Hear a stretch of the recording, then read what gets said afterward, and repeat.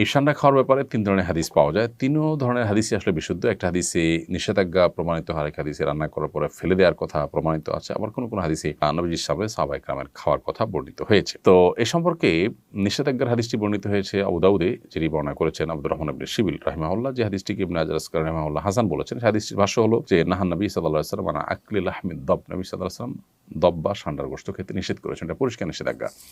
আরেকটি হাদিস বর্ণিত হয়েছে মুসনাদে আহমদে, যেটিকে ইমাম ইবনে হাজাম এবং ইমাম আইনি এবং শাওকানি রাহিমাহুল্লাহ তারা সহিহ বলেছেন।